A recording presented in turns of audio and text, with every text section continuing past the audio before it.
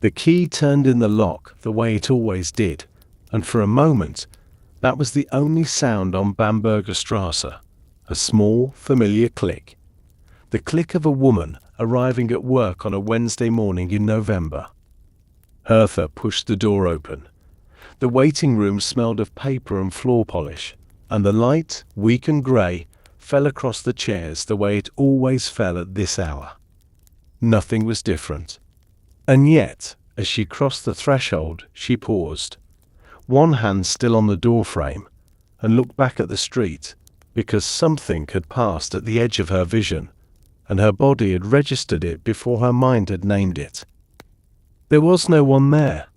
A baker carrying a tray, a boy on a bicycle leaning into the wind, two women walking close together, their voices low. The street was the street. She closed the door. Inside, the brass plate on the consulting room wall caught a thin slice of morning light. Dr. Hertha Nathorf, Pediatrics. The lettering had been engraved 12 years ago, when she had first opened the practice, and in 12 years she had passed it perhaps 15,000 times without reading it. This morning, for reasons she could not explain, she read it. Her name, in small black serifs on a polished plate, on a wall in a city where she had been born, where her mother had been born, where her grandfather had paid taxes for 40 years before he died. She read it the way one reads a stranger's name on a door.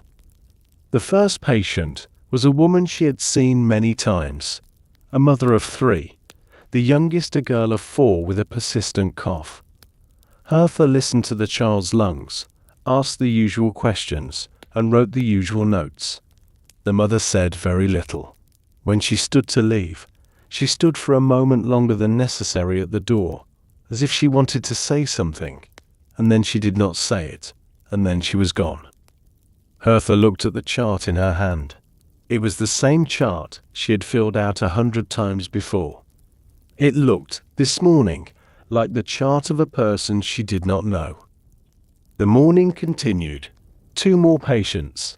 A telephone call she did not take.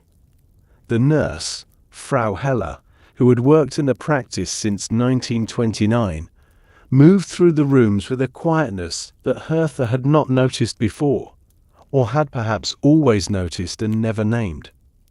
At 11 o'clock, Frau Heller brought tea, set it down without speaking, and left. The tea grew cold on the desk. It is difficult to say, looking back, what Hertha knew that morning.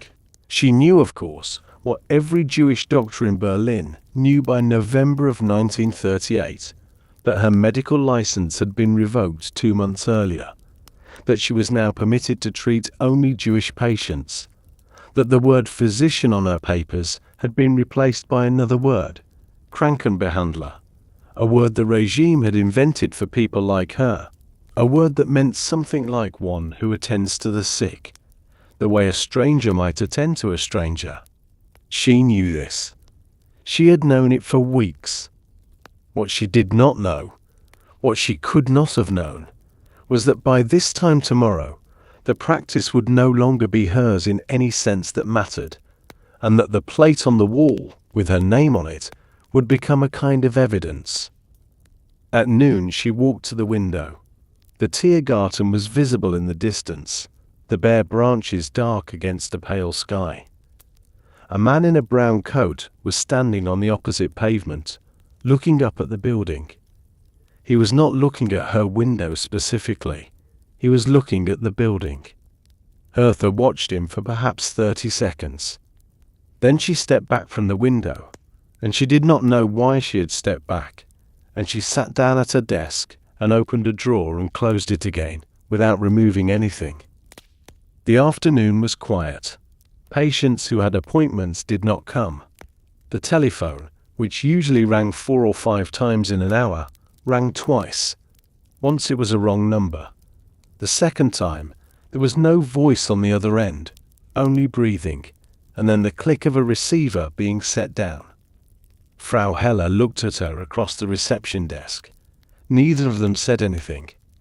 At 3 o'clock, Hertha told her to go home early. She stayed in the office alone until the light began to fail. She did not work. She sat at the desk and she listened to the building, the pipes, the radiator, the distant sound of a door closing 2 floors below. And she found that she was listening for something specific, though she could not have said what. A noise in the street, a voice raised, a glass breaking. None of these things came. She listened anyway. At 4:45, she put on her coat. She locked the inner door, then the outer door. Then she stood for a moment in the corridor and looked at the brass plate, one final time before she descended the stairs. Dr. Hertha Nathorf, Pediatrics. The name was still hers. She told herself this, going down the stairs, as if she needed to be told. The name was still hers, and the practice was still hers, and the city was still hers, and the country was still hers. By tomorrow morning, none of these things would be true in the way she meant them now. But she did not know that yet, and so she walked out into the cold November dusk and turned toward home. And as she turned, she passed 3 men standing at the corner of Kantstrasse, and they did not look at her, and she did not look at them, and the street lamps were not yet lit. The pen hovered above the page for a long time before it touched paper, the way it always did on the mornings when Klaus did not know yet what he wanted to say. The diary lay open on the small desk by the window, the previous entry, 3 days old, visible in his own handwriting on the left-hand page. He read what he had written and felt nothing in particular about it. It was a Wednesday. He was 14 years old. The radiator made the small sound it made in November mornings, and somewhere downstairs, his mother was speaking to someone in a voice that was lower than her usual voice, though he could not yet hear the words.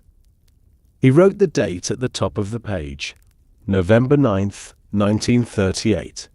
Then he wrote his name in the small, careful script he had been practicing since his bar mitzvah the year before, Klaus Langer, the K with its sharp upper stroke, ES closing the line. He always wrote his name at the top of new entries. It was not a habit he could remember beginning. It had simply become the way one started. Downstairs, his father's voice joined his mother's. The conversation moved from the kitchen to the hallway, and Klaus could now hear the rhythm of it without hearing the words, short sentences, pauses, his mother saying something, his father saying something, his mother again. He set down the pen and listened. It was not an argument. He knew the sound of his parents' arguments, and this was not one of them. It was something else. It was the sound of 2 people choosing carefully which words to use. He went to the door of his room and opened it half an inch. The voices became clearer, but no easier to understand. His father was saying something about Paris. His mother said the word legation, and then she said it again. And then she said, but that was yesterday. And his father said yes, and the boy is going to die. And his mother said something Klaus did not catch. Then there was silence in the hallway. Then his father said, in a voice that was almost normal, we should not let the boy hear this. Klaus closed the door without sound.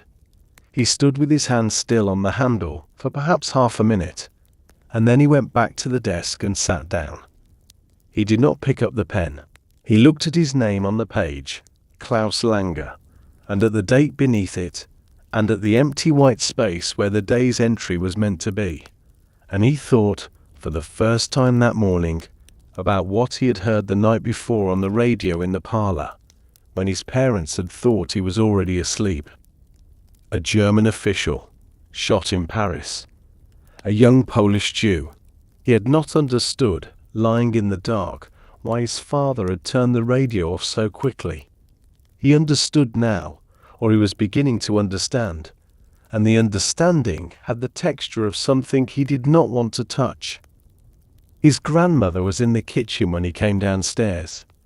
She was sitting at the table with a cup of coffee, and she smiled at him in the way she always smiled at him, and she said his name, Klaus, in the way she always said it, with a slight lengthening of the vowel that was not quite German and not quite anything else. For a moment, in the warm small kitchen, with the smell of bread and coffee and his grandmother's particular soap, the morning was an ordinary morning. Then his mother came in, and the kitchen was no longer ordinary. She had been crying. She had stopped before she entered the room, and she had washed her face, and she had arranged her hair. But Klaus could see the redness under her eyes, the way one can always see such things on the face of one's own mother. She set a plate in front of him, bread, butter, a slice of cheese. She did not ask if he had slept well. She did not ask if he had washed. His father came in from the hallway, and the four of them, grandmother, mother, father, son, sat at the table together for the breakfast they always had together on Wednesdays, before Klaus left for school. The conversation was about nothing: the weather, a neighbour's dog, a repair that needed to be done to the gutters before winter set in properly. His father did not look at his mother. His mother did not look at his father. His grandmother looked at all of them with the steady, slightly tired expression of a woman who had seen many breakfasts in many kitchens, in countries that no longer existed. When breakfast was finished, his father reached for the newspaper on the side table, and then stopped. The hand suspended an inch above the paper, and pulled the hand back, and said instead, "Klaus, do not be late for school." It was a thing his father had never said before, because Klaus had never been late for school. The newspaper remained folded on the side table. No one read it that morning. No one mentioned why no one read it. Klaus put on his coat in the hallway. The youth group meeting was tonight. The Bund, the Zionist circle he had joined the previous spring. The meetings his parents permitted but did not approve of, because his parents felt themselves to be Germans first, and Jews afterward, and the idea of leaving Germany struck them as something between a betrayal and a misunderstanding. Klaus did not feel German first. He felt Jewish first, and then Klaus, and then German, and the order of those things had been clear to him since he was 12. He had been planning, in the careful private way of boys who plan things, to leave. He did not know yet that the planning was about to stop being his. His mother came to the door to see him off. She did not say anything unusual. She straightened his collar. She told him to walk carefully, because the cobblestones near the synagogue were uneven where the workers had been digging. Then she held his face in her hands for perhaps 2 seconds and let go. She had not done that since he was much smaller. He thought about it for a moment, standing on the front step, and then he turned away and walked toward the school. And the morning was cold and grey, and the radio in the parlour behind him was silent, and somewhere in Paris, in a hospital bed Klaus had never seen, a German official, whose name Klaus did not yet know, was, at that moment, still alive, though by the end of the day he would not be. The signature was already on the page before Rudolf realized he had stopped halfway through it. Dr. Rudolf Bing, in the careful hand of a man who had signed his name perhaps 100,000 times in 22 years of practice, and yet, this afternoon, the pen had paused after the B, and the I and the N and the G had taken longer than they should have. He looked at the finished signature. It looked like his. It also looked, in a way he could not name, like a signature on a document he had not yet read. The office was quiet. It had been quiet for most of the afternoon. His secretary, Fräulein Stein, was at her desk in the outer room, typing slowly, the rhythm of her keys uneven, in a way it had not been a year ago. The telephone had not rung since lunch. This was not in itself remarkable. Wednesdays were often slow, but the morning had been slow too, and Tuesday had been slow, and the appointment book on the corner of his desk had 3 names crossed out for tomorrow, none of them with replacements written in. He closed the book. He did not need to look at it again. Outside, the light had begun to thin into the particular grey of a Nuremberg afternoon in November. A grey that was almost beautiful if one was not paying attention to what it actually was. Rudolf stood and walked to the window. From the 3rd floor of the building on Königstrasse, he could see the corner of the Hauptmarkt, and beyond it, faintly, the upper edge of the Frauenkirche, and to the left, partly obscured by the building opposite, the small street where the great synagogue had stood until August. It did not stand there anymore. The city had taken it down, slowly, over the course of several weeks, and where it had been, there was now a flat space of cleared ground that the council had not yet decided what to do with. Rudolf had watched it come down from this window. He had not written about it. There had not seemed, at the time, to be anything to write. A man crossed the square below, a man Rudolf knew slightly, a notary from the building next door, and Rudolf raised a hand in greeting before he remembered, and let the hand fall. The notary had not looked up. The notary had not looked up for some months now. It was difficult to say when this had begun. It had begun gradually, and gradually was the form in which it was hardest to notice. He turned back to the desk. The document he had been signing was a routine matter, a transfer of property, a client moving funds to a cousin in Amsterdam, the kind of thing he had handled 100 times. He read it through again, slowly. Every word of it was legal. Every word of it was, by the laws of the country in which Rudolf had been born and admitted to the bar and built his practice, perfectly correct. The laws had changed, of course. The laws had been changing for 5 years. But what Rudolf had not stopped doing, what he could not, professionally, allow himself to stop doing, was treating each document as if the law it appealed to was still a law in the sense the word had once meant. Fräulein Stein knocked once and entered. She did not have papers in her hand. She did not have a message. She stood in the doorway for a moment, looking at a point on the floor between them, and then she said quietly that she had heard from her brother, who worked at the post office, that there had been instructions. Rudolf waited. She did not finish the sentence. After a moment she said, "I do not know what kind of instructions. I only know that there were some." She added, looking up at him for the first time, "I thought you should know." He thanked her. She left, closing the door behind her with the same care she had been using on doors for several weeks. Rudolf sat down at the desk. He looked at the signature on the document, Dr. Rudolf Bing, and at the date beside it, the 9th of November, and at his own hand resting flat on the paper, and he thought, with a clarity that surprised him, that there was a version of this afternoon in which he would put the pen down now and walk out of the office and not return.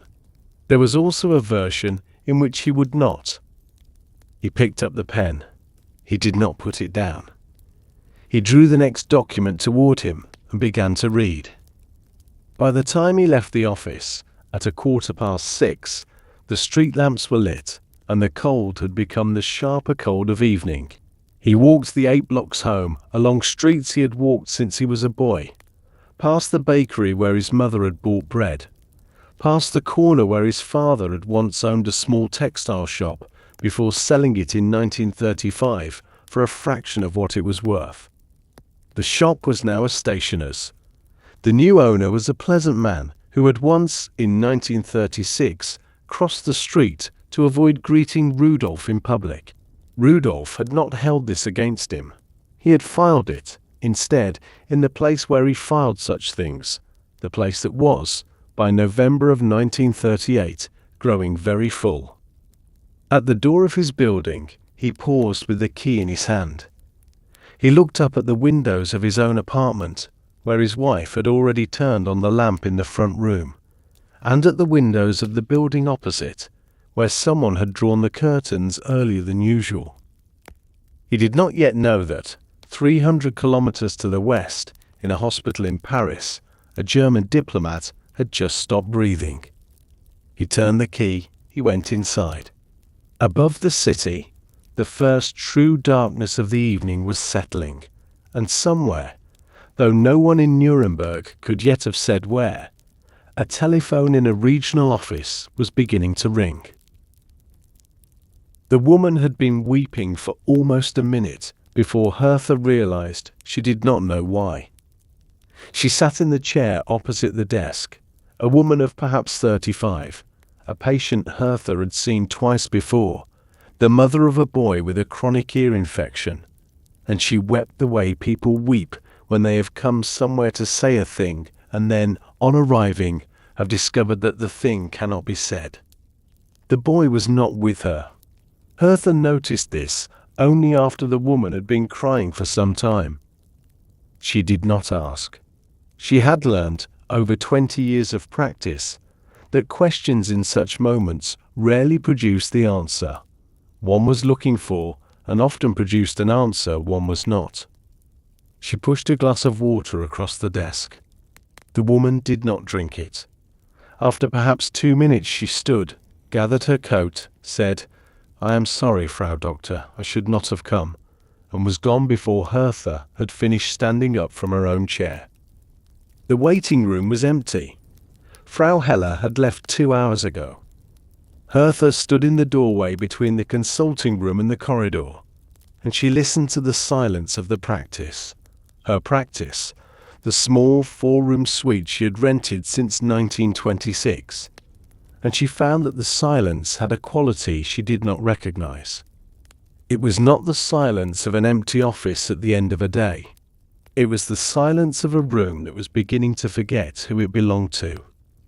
She walked through the rooms, the examination room, with the small white table and the cabinet of instruments, the consulting room, with the desk and the 2 chairs and the bookcase, the reception, with Frau Heller's typewriter under its cloth cover, the narrow inner office where she did her paperwork.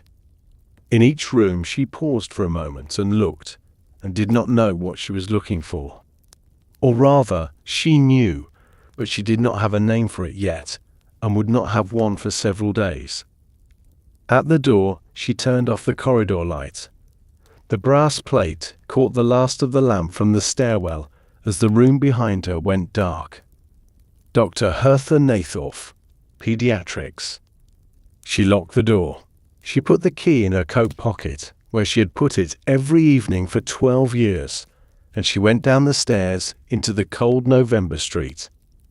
Bamberger Strasse was busier now than it had been in the morning. Workers going home, a tram passing at the corner. The lamps were lit, throwing pools of yellow onto the pavement, and the air smelled of coal smoke and approaching frost. She turned left toward the apartment and walked the route she had walked for years. At the corner of Kantstrasse, the 3 men were still there. Or 3 different men. She could not tell. They were not in uniform. They were also not, in any way she could specify, not in uniform. She did not slow her pace. She did not quicken it. She walked past them at the speed of a woman who had walked this corner 10,000 times, and they did not look at her, and she did not look at them, and a moment later they were behind her, and the corner was just a corner again. It was strange, she thought, how a body could continue to walk while the rest of the self stood still. Her body was already at the next street lamp. Her mind was still at the corner. By the time she reached the apartment building, the cold had reached through her coat. She stopped at the entrance, key in hand, and looked back the way she had come. The street was ordinary. A man walking a small dog, a woman with a string bag, the yellow lamps, the empty cobblestones between them. Everything she could see was the city she had lived in all her life.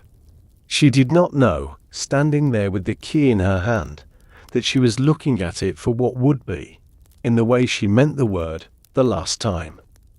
She went inside. The lamp in the front room was on. Her husband was reading. Her son was at the table, doing the homework he had brought home from the school he was still permitted to attend, though they had begun, in the last weeks, to discuss whether he should continue going at all. She hung her coat on the hook by the door. She did not take the key out of the pocket. Outside the window, the city continued its evening, and somewhere, though she could not have said where, a telephone was ringing in a room she had never entered, and the man answering it was writing down a name that was not yet, but soon would be, a name that mattered to her. In Berlin, the lamp on the bedside table was still on when Hertha closed her eyes. She had not meant to leave it on. She had meant to read, and then she had not read.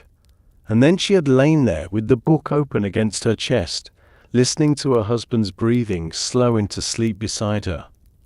The room was warm. The street outside was quiet. She thought about the woman who had wept in the office, and about the 3 men at the corner, and about the chart she had filled out that morning that had looked like the chart of a person she did not know.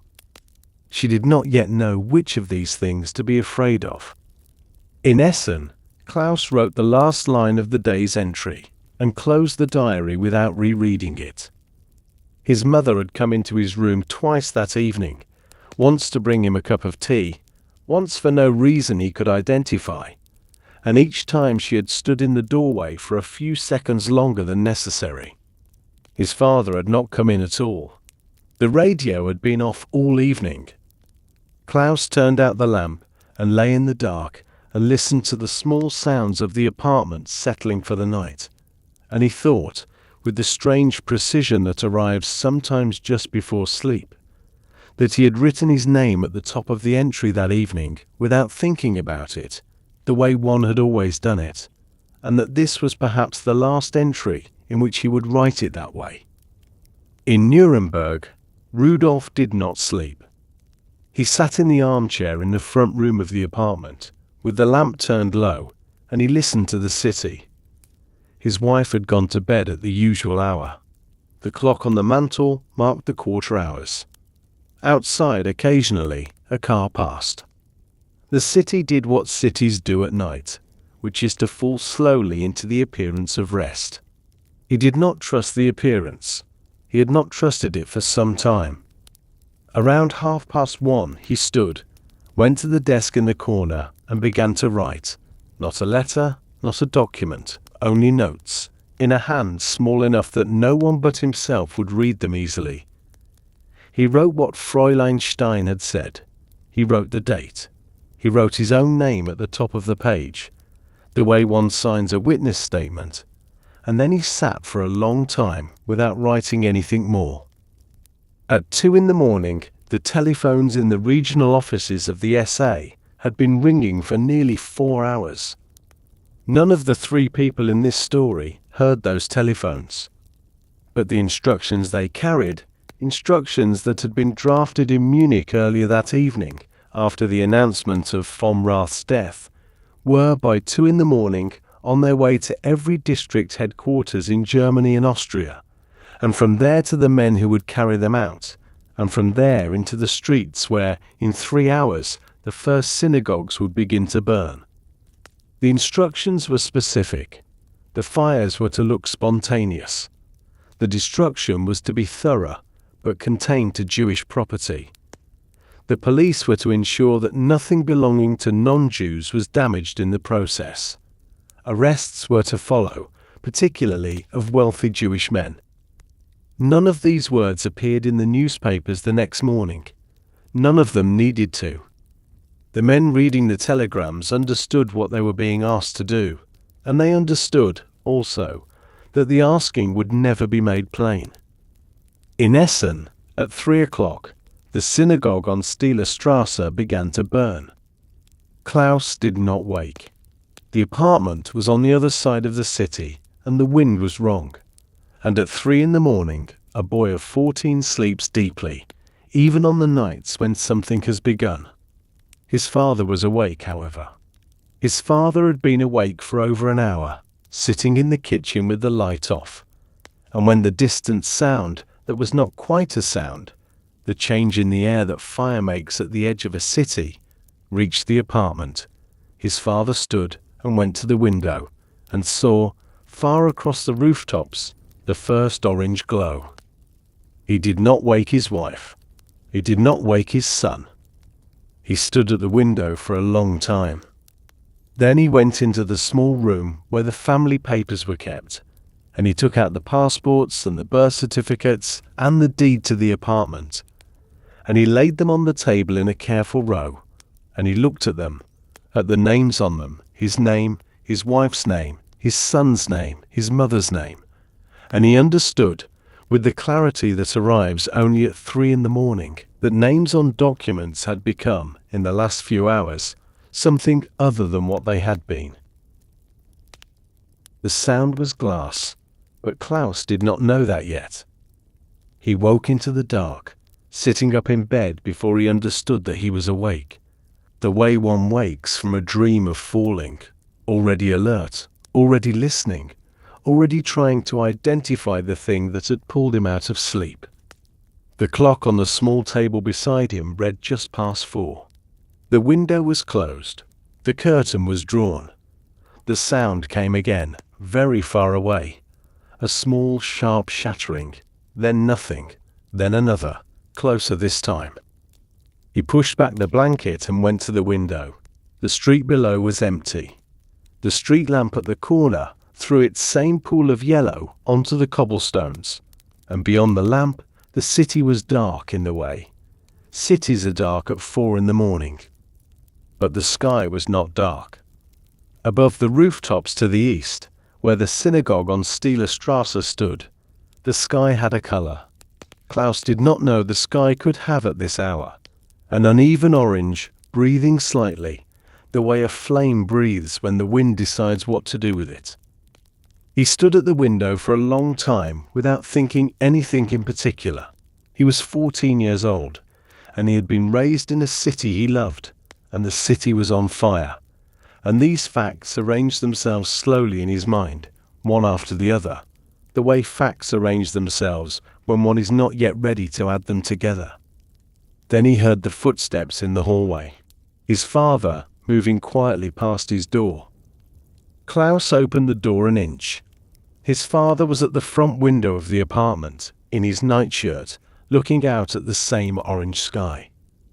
His mother stood behind him in the doorway of the parlor, one hand pressed to her mouth, the other gripping the frame so tightly the knuckles showed white in the lamp from the hall. Neither of them spoke. His father's shoulders moved once, a small, contained movement, the kind of movement a man makes when he has decided not to make a larger one. And then he turned from the window and saw Klaus in the doorway of his own room, and the two of them looked at each other across the length of the hallway without saying anything for perhaps 5 seconds. His father said very quietly, "Get dressed." Klaus closed the door. He dressed in the dark. He did not turn on the lamp. His hands, doing up the buttons of the shirt, were steady. He noticed this. He thought, somewhere in the back of his mind, that they should not have been. When he came out into the hallway, his mother was making coffee. She was making coffee at 4 a.m, on a night when the sky was burning, because she did not know what else to do with her hands. The smell of the coffee filled the apartment in the way coffee always filled the apartment in the mornings, and the ordinariness of the smell, against the orange light coming faintly through the front windows, was the strangest thing Klaus had ever experienced. His father was at the table. The papers from the night before were still arranged in their careful row. He had not put them away. Klaus sat down across from him. His father looked at him for a moment, and then said, in the same quiet voice, "Do you understand what is happening?" Klaus said, "The synagogue is burning." His father said, "Yes." He said it slowly, as if he were measuring whether the word would hold the weight he needed it to hold. Then he said, "And not only that one." From somewhere outside, the sound of a vehicle, heavy, slow, moving along the next street over. Then voices. Not many voices, not a crowd. A small number of men, speaking in the way men speak when they are doing work they have been told to do and want neither to enjoy it nor to refuse it. The voices passed. The vehicle moved on. His mother set a cup of coffee in front of him. He did not drink it. His father stood and walked to the small bureau in the corner of the room. He opened the top drawer. He took out the diary. Klaus's diary. The one Klaus had written in that evening. The one he had left on the desk in his own room. And Klaus realized, with a small, sharp sensation in his chest, that his father had been in his room while he was sleeping, and had taken it, and had read it, or had not read it, but had at any rate moved it. His father set the diary on the table between them. He said, "This stays here tonight.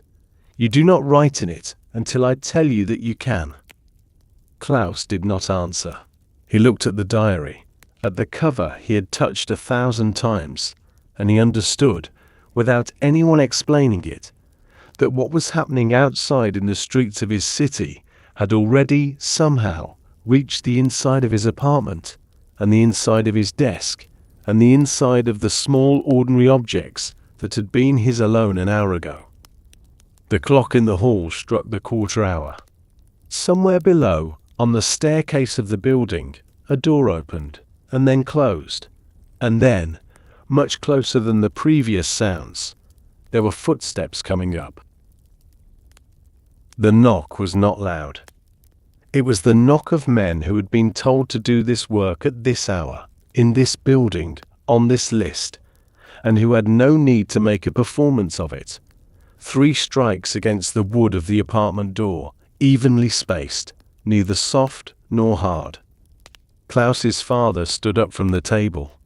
His mother did not move. The coffee cup in front of Klaus was still full. He looked down at it, at the dark surface, trembling slightly with the small vibration of the floor, and he understood that the trembling was not the floor. His father went to the door. He did not run. He did not hurry. He walked the length of the hallway at the speed of a man going to answer an ordinary knock, and Klaus saw, from the table, the way his father straightened his collar before reaching for the handle, a gesture so familiar, so domestic, that it seemed, in the orange-tinted dark of the apartment, almost obscene. The door opened. There were 2 men in the hallway, one in uniform, one not. The one not in uniform spoke. His voice was quiet, almost courteous. He said a name, Erich Langer, and Klaus's father said, yes. The man said something else, something Klaus could not quite hear from the table, and his father said, yes again, in the same voice he had used at the table a few minutes earlier. The man said, you will come with us. His father said, may I dress? The man said, yes. He said it the way a clerk grants a small permission. The 2 men did not enter the apartment. They stood in the doorway and they waited. His father went into the bedroom. His mother followed. The door closed behind them. Klaus sat at the table with the 2 strangers visible at the end of the hallway, and he did not look at them, and they did not look at him. He could hear, through the bedroom door, the small sounds of his father dressing, the rustle of a shirt, the soft tap of a shoe being set on the floor, and behind those sounds, his mother's voice, very low, saying something he could not make out, and then his father's voice, also very low, answering. They spoke for perhaps a minute. He never learned what they said to each other. When his father came out, he was dressed as if for an ordinary day. Suit, tie, overcoat. He had his hat in his hand. He looked for a moment like a man on his way to the office. Then he saw Klaus at the table, and the resemblance to an ordinary morning broke. He crossed the room. He did not kneel. He did not put his hands on Klaus's shoulders. He stood beside the chair, and he looked down at his son, and he said, in a voice that was almost steady, take care of your mother. Klaus said, yes. It was not a word. It was the sound of a word. He felt it leave his mouth without his having decided to make it. His father walked back to the door.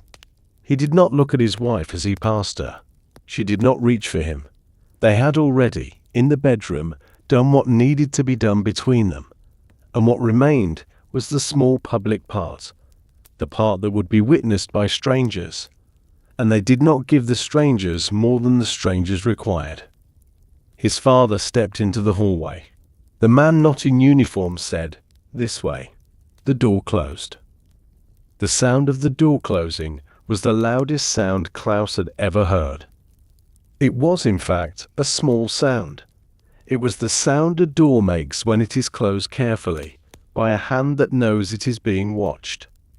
But it filled the apartment in a way no sound had ever filled it, and for a long time after, for years after, Klaus would not be able to hear a door close in a hallway without feeling something tighten in his chest that he could not name.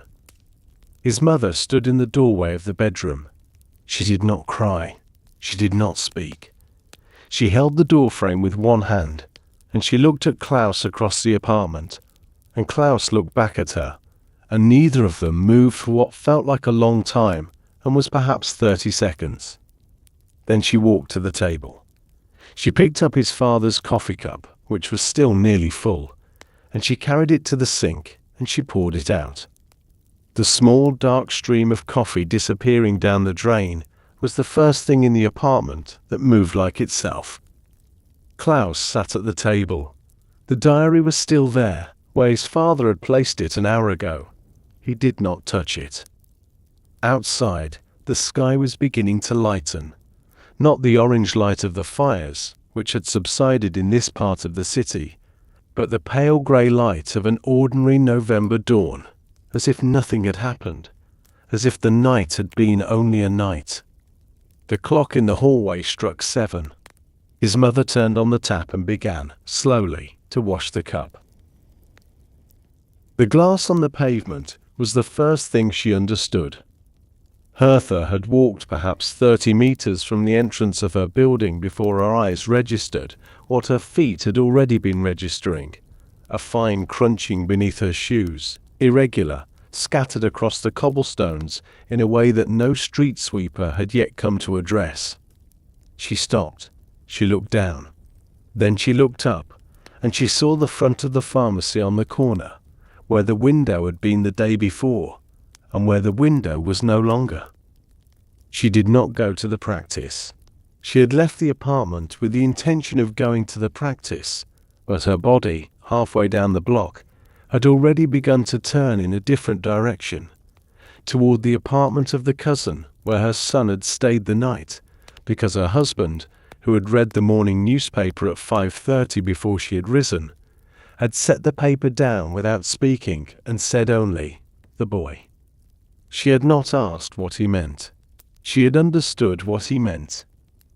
Every shop she passed on Kantstrasse had a broken window. Not some of the shops. Every shop. The bookseller, the tailor, the bakery, owned by a man named Goldman, the small dressmakers, where she had ordered a winter coat the previous October and never picked it up. The glass had been swept into small piles in front of some of the buildings, by hands that had begun work very early. In front of others, it had not yet been touched. A woman in an apron stood in the doorway of the bakery, holding a broom, not sweeping, looking at the broom as if she could not remember what one did with it. On the next street, a small group of men in plain coats stood watching another man load a chair into a truck.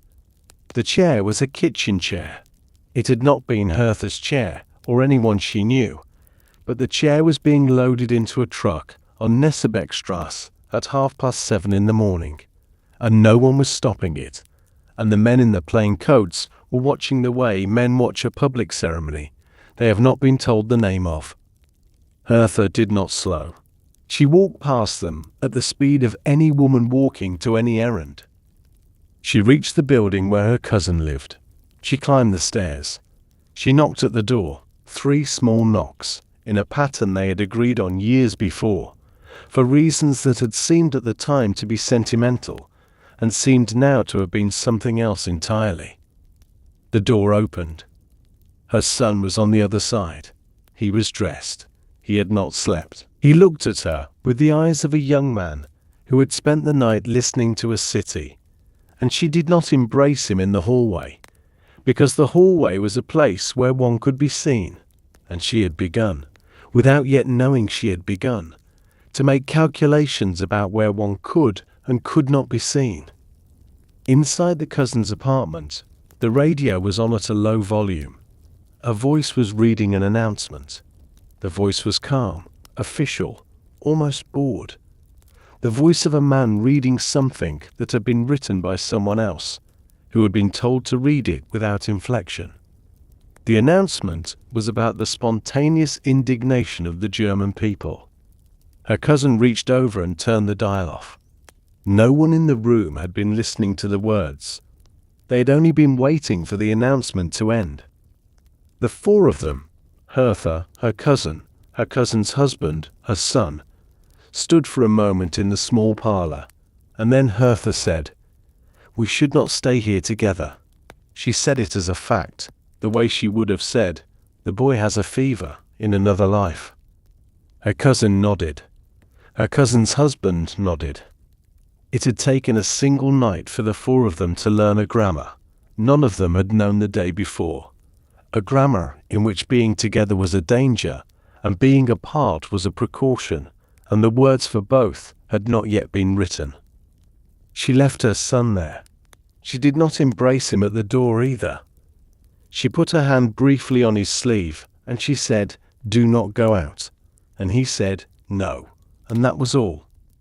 She walked down the stairs into the cold street and turned in the direction of the practice, though by the time she reached Bamberger Strasse, she had stopped thinking of it as the practice and had begun to think of it, without deciding to, as the building where the practice had been. The brass plate was still there. Dr. Hertha Nathorf, Pediatrics. Someone had scratched a line across it, a single rough stroke with something metal, from one corner of the plate to the other, cutting through the middle of her name. She did not stop to look at it closely. She did not run her finger along it. She did not weep. She walked past it the way she had walked past the broken windows, at the speed of a woman who had work to do. And she went up the stairs to the office, and she put the key in the lock, and she found that the key still turned, and she pushed open the door. The list had been written in pencil because Rudolf had not trusted ink. Pencil could be erased. Pencil could be denied. Pencil, if the wrong hands found the paper, could be made to look like something other than what it was. A draft, a doodle, the idle marks of a man who had been thinking about nothing in particular. Ink was a confession. He sat at the desk in the corner of the apartment, the curtains drawn, the lamp turned low, and he wrote names. The names came from the telephone, from Fräulein Stein, who had walked across the city before dawn to bring him what she had heard from her brother, from a colleague who lived 2 streets away and had risked the walk to knock at the back door at 6 in the morning, from his wife, who had gone out at first light on the pretense of buying bread, and had come back without bread, and with a face that did not yet know it was the face of a different woman than she had been the night before. Each of them had brought him names. He wrote them down. 300 men. That was the number, by mid-morning, that he believed to be approximately correct for Nuremberg alone. 300 men taken from their apartments between 3 and 7 that morning, by men in uniform and men not in uniform, in groups of 2 and 3, the way Erich Langer had been taken in Essen, though Rudolf did not know yet that there had been an Erich Langer in Essen, and would not know for many years. He wrote 300 at the top of the page. Beneath it, he began the list of those he could name. Sigmund Auerbach, advocate, taken at 4, wife present, destination unknown. Heinrich Rosenfeld, merchant, taken at 4:30, beaten in the staircase before being removed. Albert Stein, no relation to Fräulein Stein, dentist, taken at 5. He wrote each entry the way a clerk writes an entry, neatly, without adjective, without comment. He had decided, in the small hours of the morning, that the work of this list was to record, and that recording was a different kind of work than feeling, and that he could only do one of them at a time, and so he had chosen the one that could be put on paper. His wife brought him coffee. She did not ask what he was writing. She set the cup beside the page, and she stood for a moment behind his chair, with one hand resting lightly on his shoulder, and she read the names over his head, not all of them, only the ones at the bottom, the ones he had just finished, and then she said quietly, "Rosenfeld also." He looked up at her. She said, "I heard it on the way back. 3 of them, on the same staircase, beaten until they could not stand." She did not say what had happened after that. Rudolf wrote 3 more lines. He did not write the names beside them yet. He drew 3 small dashes, placeholders, the way one marks a space one intends to fill. And then he set down the pencil and looked at the dashes, and he understood that the list he was making was not, in fact, a list of those who had been taken. It was a list of those whose taking had been witnessed. The difference was a difference of perhaps thousands. He picked up the pencil. He did not write anything more for a long time. Outside, the city was loud, in a way it had not been loud the day before. Not the loudness of crowds. There was no crowd in Nuremberg that morning, in the sense of a gathering, but the loudness of small disturbances multiplied. Doors slamming, vehicles moving, a woman calling a name from a window, the dragging of something heavy across pavement 2 streets over. He had stopped going to the window. He had stopped because each time he went, his memory had returned to the desk with a detail he did not want to add to the list. At 11, there was a knock at the apartment door. Not the knock of strangers, the knock of someone who knew the building. He went to the door himself. His wife had asked him not to, and he had said, "If it is them, they will not knock." And he opened it, and a young man he had once helped with a small inheritance matter stood in the corridor, holding a small parcel. The young man said, "My father asked me to bring you these." He did not say what they were. The parcel contained 3 sheets of paper, folded together, with names written on them in a hand Rudolf did not recognize. More names. He thanked the young man. He closed the door. He returned to the desk. He unfolded the papers. He read the new names, 15 perhaps that he had not yet had. And he picked up the pencil to begin adding them to his own list. And then he stopped. And he looked at the 2 pages side by side, his and the one he had just been given, and he understood for the first time that morning that he was not the only one writing. Somewhere else in this city at this hour, other men were doing what he was doing, and somewhere else still, men were writing a different kind of list, the official kind, the one with a stamp at the top, and that list too had names on it. His own was not yet on it, but he could not be certain how long that would remain true. By noon, the smoke had thinned in all 3 cities, and the sky, in all 3, had returned to the pale, uncomplicated grey of a November afternoon, as if the night had been an unrelated event, as if the air had no memory. In Berlin, Hertha sat at the desk in the consulting room that was no longer, in any meaningful sense, hers. The cabinet of instruments had been opened, not broken, opened. Someone had come in through a door she had locked, with a key she had not given them, and had gone through the drawers and had left them open, and had taken nothing she could yet identify. The chart of the girl with the persistent cough was on the floor. She did not pick it up. She sat at the desk and she wrote, on a clean sheet of practice stationery, in her own careful hand, the date, November 10th, 1938, and beneath it, a single sentence she did not finish. In Essen, Klaus had not moved from the table. His mother had moved around him for hours, in the way the living move around the recently dead, performing the small tasks that announce that the household continues even when the household has been emptied of its center. She had washed the cups. She had folded a tea towel. She had put away the documents his father had laid out in their row, sliding them back into the drawer where they had always been kept, as if their having been on the table had been a mistake she could correct. Klaus watched her do these things. He did not offer to help.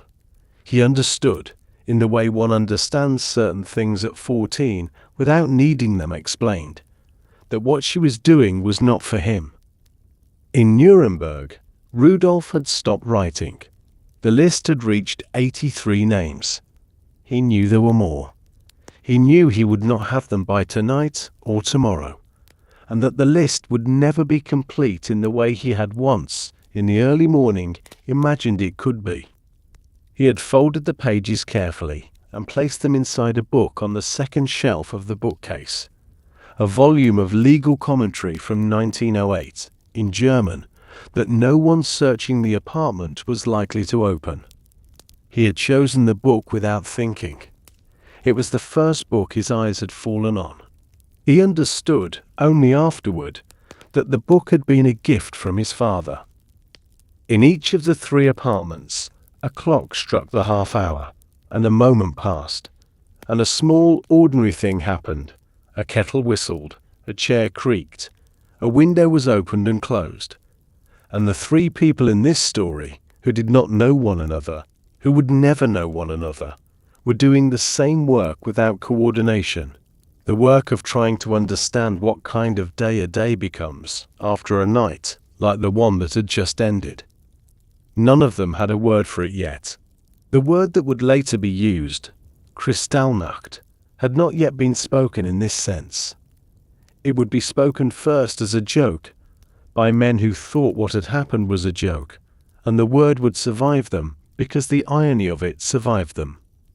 But on this afternoon, in these 3 rooms, the night had no name.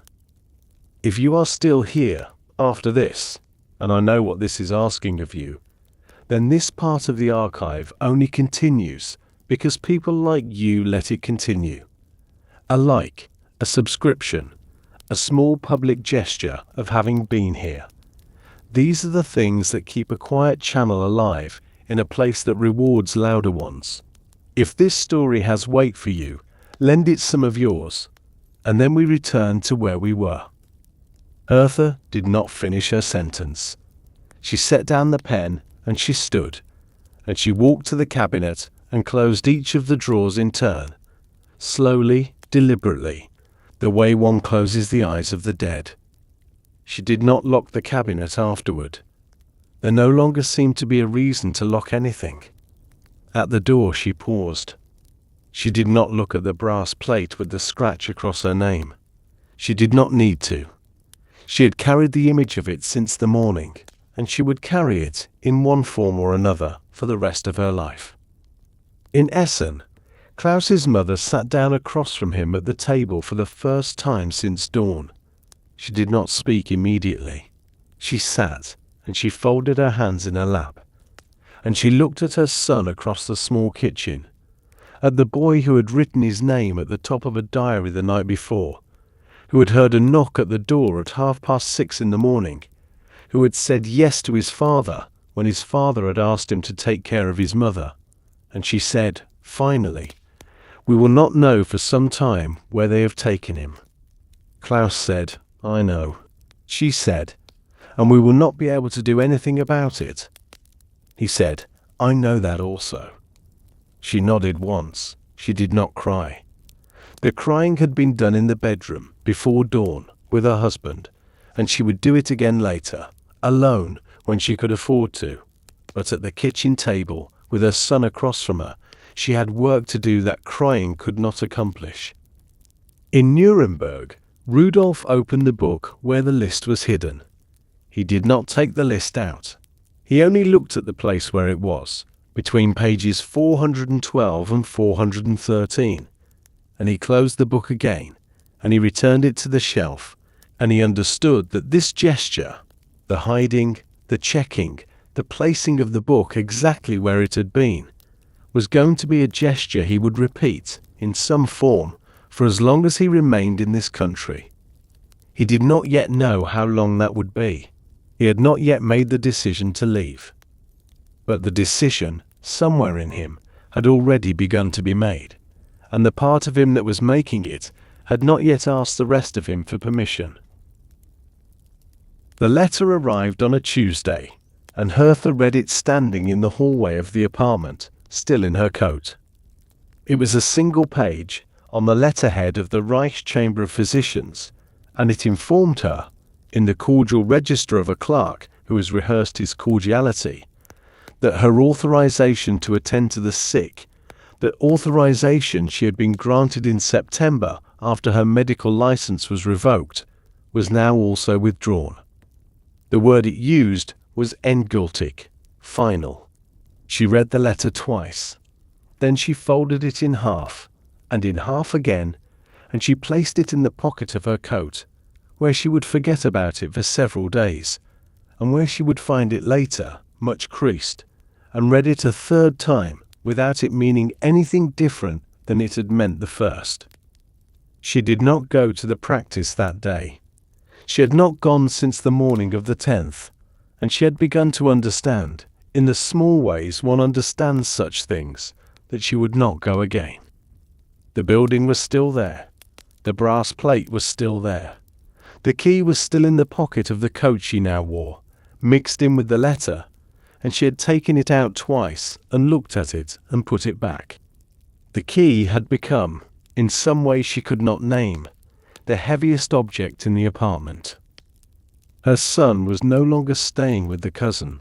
He was staying with another family now, a colleague of her husband's, whose apartment was on a different street in a different district, and Hertha had not visited him there, because she had begun to learn, in the way she was learning many things that week, that visiting was a verb that no longer worked the way it had before. She had begun to sleep in different places. Not every night, but on the nights when she felt, without being able to say why, that the apartment was not a place she should be found. Her husband stayed at home. They had decided this together, on the night of the 10th, in a conversation that had taken less than 5 minutes, and arranged the rest of their year. She had been a doctor for 16 years. That sentence, that simple grammatical past, had not existed in her interior life until this week. Until this week, she had been a doctor. The present tense. The tense one uses for what one is. Now the verb had moved into another country of grammar, and she had not made the move with it, and she stood on the platform between the two tenses, watching herself pass from one to the other. She had written in her journal 2 nights before, a sentence she could not afterwards stop returning to. I, who spent my whole life trying not to make the sick wait, have been made to wait now, for everything. She had crossed it out the next morning. She had written it again the morning after that. There were practical matters. The visa, the application to the American consulate, the forms, in their multiplicity, in their unrelenting demand for stamps and counterstamps and signatures from offices that had, in many cases, been instructed to provide none of these things to people like her. Each form required her name. Each form required her to write Hertha Nathorf, née Einstein, in spaces designed for a length of name that had never anticipated the née clause to mean what it now meant. She wrote it. She wrote it perhaps 20 times that week, on perhaps a dozen documents, and each time she wrote it, she felt, for an instant, that she was identifying herself not to a clerk, but to a tribunal that had not yet announced its verdict. One afternoon, she went to the consulate on Bellevue Strasse and stood in the line that had formed on the pavement outside. The line was long. The line was, in fact, the longest line she had ever stood in a city where she had stood in many lines over the years for many things. The women in front of her and behind her did not speak to each other. They had learned, in the days since the 10th, the new grammar of public silence, the understanding that anything said in a queue could be heard by anyone, and that anyone was, by this point in the week, no longer a category one could afford to keep open. She stood for 3 hours. When she reached the door, the consulate was closing for the day. She walked back to the apartment in the cold dusk, and on the way, she passed the practice on Bamberger Strasse, and she did not look up at the windows. At home, her husband was reading. He looked up when she came in. He did not ask how the consulate had gone. He had stopped asking that kind of question on the second day. She hung her coat. The key was in the pocket. The letter was in the pocket. The folded form she had not been able to submit was in the pocket. Her coat had become, in the course of a week, the place where her former life was being slowly archived. She sat down opposite her husband. She did not pick up a book. She looked at him, and he looked at her, and they did not speak for some time, because there was nothing yet that evening that needed saying, and because the silences between them had become a thing they were learning to inhabit, the way one learns to inhabit a smaller apartment after a move one did not choose. The envelope was on the mat inside the door when Klaus came down for breakfast, and he knew before he picked it up what it was. He did not know how he knew. He knew the way one knows the weather from inside a closed room, by something in the quality of the light through the curtain, by a small adjustment of pressure one cannot name. The envelope was not heavy. It was, in fact, lighter than an envelope ought to be when it is going to do the thing this one was going to do. His name was on the front. Klaus Langer, in the neat institutional script of the school secretary, with the address of the apartment beneath it in slightly smaller letters. He did not open it in the hallway. He took it into the kitchen, and he set it on the table beside his plate, and he ate the bread and butter his mother had set out for him before he touched it again. His mother was at the sink. She had seen the envelope. She had not asked about it. She had been, in the 5 days since his father had been taken, a woman who had stopped asking questions whose answers she could already see across the room. The kettle steamed quietly on the stove. The clock in the hallway struck 7. When he was finished eating, he wiped his hands on the napkin, and he picked up the envelope, and he opened it with a thumb under the flap, slowly, the way one opens a letter one has already read. The letter was short. He did not need to read it to the end. He read the first 2 lines, the formal salutation, the announcement that, in accordance with the decree of the Reich Minister of Education, dated the 15th of November, Jewish pupils were no longer permitted to attend German schools. And then his eyes moved down the page on their own, gathering the rest without his consent. And by the time he reached the signature, he had already understood that the part of his life called school had ended 5 mornings ago, on the night the synagogue burned, and that the letter was only the document confirming what the night had already decided. He folded the letter. He placed it back in the envelope. His name was still on the front. He looked at it for a long time. He thought, with a clarity that surprised him at the kitchen table, that his name had been the first thing on the letter, and the only thing on the letter that was actually about him. The rest of it, the decree, the signature, the formal language, had been about a category, Jewish pupils, a category that had been carved out of the school's roster, the way one carves a name out of a stone, by removing the letters one by one, leaving an outline where a name had been. His name on the envelope was the address the state had used to deliver his expulsion. His name was, for the first time in his life, the thing being used against him. He took the letter into his room. He sat at the desk by the window, where the diary still lay closed, exactly where his father had placed it 5 days ago, and he looked at the diary, and he did not open it. His father had said, "You do not write in it until I tell you that you can." His father had not, in any sense the state recognized, told him anything for 5 days. But Klaus had been raised by a man who meant what he said, and the absence of the man did not change the meaning of what he had said, and the diary remained closed on the desk. That morning, the way an unopened book remains closed, even when its owner has left the room. He took out a separate sheet of paper instead. He wrote at the top, in his own careful hand, the date, November 15th, 1938, and beneath it, the words, "I have been removed from the school." He did not write his name. He understood, without having to think about it, that the page he was writing was no longer the kind of page that needed his name on it. He wrote for perhaps 15 minutes. He wrote about the envelope, and the bread and butter, and his mother at the sink. He did not write about his father. When he was finished, he folded the page and placed it inside a book on his shelf, a German atlas, in which the borders had not yet been redrawn to reflect the year his country was about to begin. And he closed the book, and he put it back in its place. That afternoon, he walked to the office of the Bund.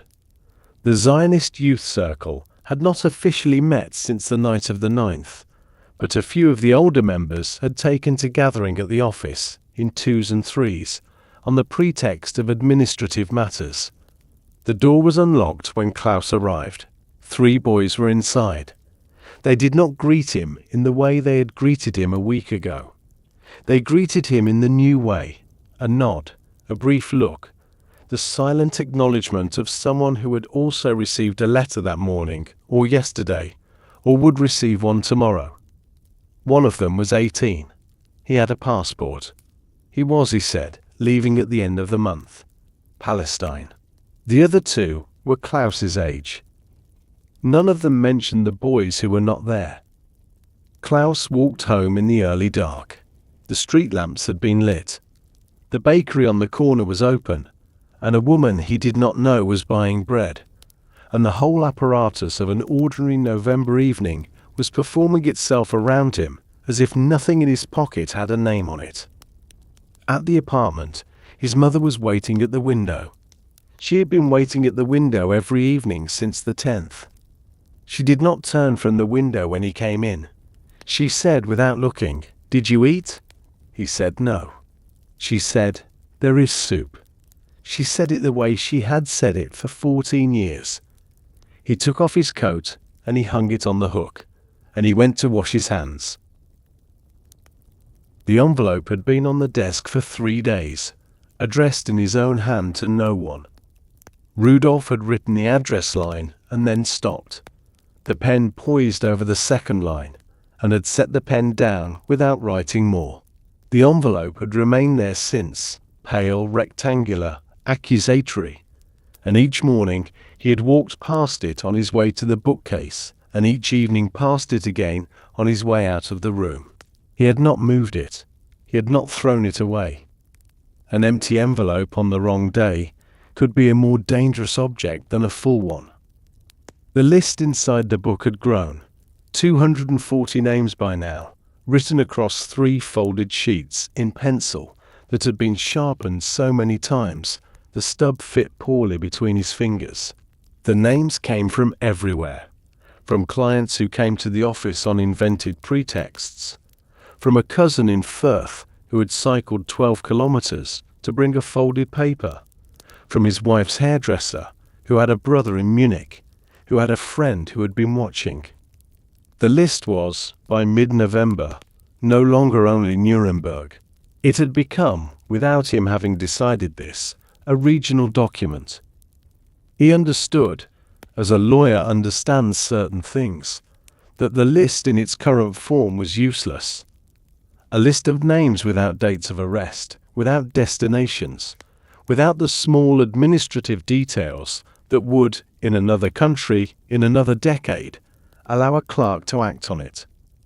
He had begun on the morning of the 14th to add columns.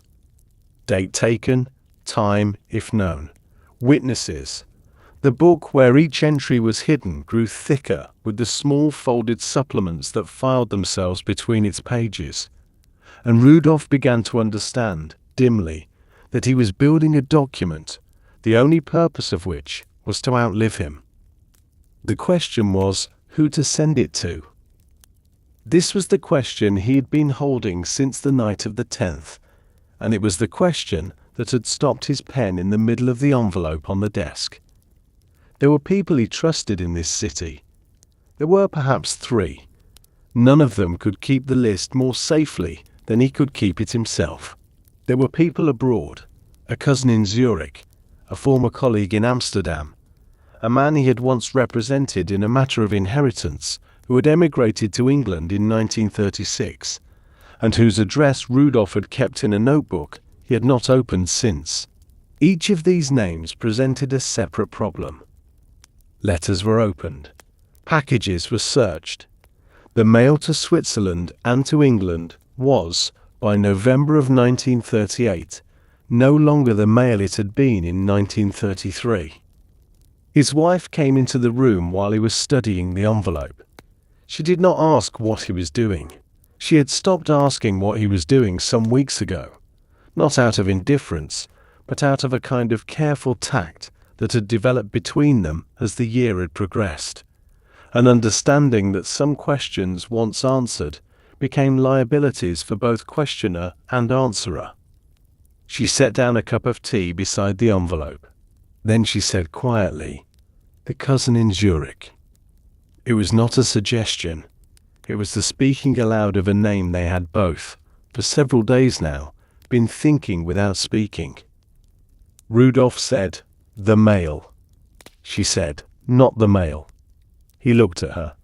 He understood what she meant, that the list, if it were to leave Nuremberg, would not leave by post, and he understood, also, that she had been thinking about this for some days, and had arrived at the conclusion by her own road, and had decided to bring it to him only when she was certain. He said, "Who?" She did not answer immediately. She said eventually, "I will think about it." She left the room. That evening, after she had gone to bed, Rudolph returned to the desk. He took the envelope and he tore it in half, and then in half again, and he placed the pieces in the small iron stove in the corner of the study, on top of the embers that remained from the afternoon's fire. The paper caught quickly. It burned for perhaps 4 seconds, and then it was ash. He stood watching the stove until the last of the paper had disappeared. An envelope addressed to no one was no longer a document. It was no longer evidence of anything. The list, however, remained on the bookshelf, between pages 412 and 413 of a volume of legal commentary from 1908. The list grew heavier each day. The list was not, and could not be, burned. He sat down at the desk. He took out the notebook from the locked lower drawer, the notebook that contained the addresses he had not opened in years, and he wrote 3 names on a fresh page, in pencil, in a smaller hand than usual. The cousin in Zurich, the colleague in Amsterdam, the man in England. Beneath each name, he wrote a single phrase that would mean nothing to anyone who did not already know what it meant. He looked at the page. He understood that he was no longer writing as a lawyer. He was writing as a witness. The two were not the same profession, and the second one he had only just begun to practice. The cold had reached the 3rd hour of standing, and Hertha had stopped feeling her feet. The line stretched from the door of the American consulate on Bellevue Strasse along the pavement, around the corner, and into the small side street where the wind moved differently, sharper, more directed, the kind of cold that found the gaps between collar and scarf with the precision of a surgeon. She had been in this line, in one form or another, for parts of 6 days. She had a number on a slip of paper. The number was 437. The clerks inside, she had been told that morning, were on 312. The women in front of her had not spoken to her, and she had not spoken to them. This was no longer a feature of the line. It was the line. The women had learned, in the way one learns a new language under conditions of necessity, that speaking in a queue at the American consulate in late November of 1938 was an act that could be misinterpreted by passers-by, by the men who occasionally walked the line in pairs taking notes, by the women themselves on bad days. The silence had become a form of mutual protection. It was, Hertha thought, the most considerate silence she had ever stood inside. She thought about her patients. She had not meant to. Standing in a line in the cold did not, she had decided several days ago, require thinking about anything in particular, and she had been training herself, with limited success, to inhabit the line the way one inhabits a long train journey, by allowing the mind to settle on the surfaces of small, irrelevant things.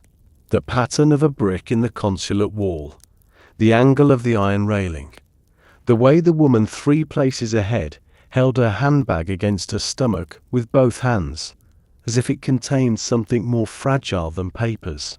But this morning, her mind had refused the discipline. This morning, her mind had gone to the practice, and to the children, and to the small list of names she had carried in her memory for years. The names of the patients whose case histories had been most complicated, the children for whom she had kept the most detailed charts. She thought, in particular, of a boy named Friedrich, who was 8 years old and asthmatic, and who had been her patient since he was 2, and whose mother had brought him to the practice 3 days before the night of the 9th. The boy had been wheezing badly. Hertha had adjusted his medication, and had asked the mother to bring him back in a week, and the week had passed, and the boy had not come back, and Hertha did not know, standing in the line, whether this was because the family had emigrated, or because the boy had recovered, or because the mother had decided that a Jewish physician was no longer a thing to bring her child to. She would not know.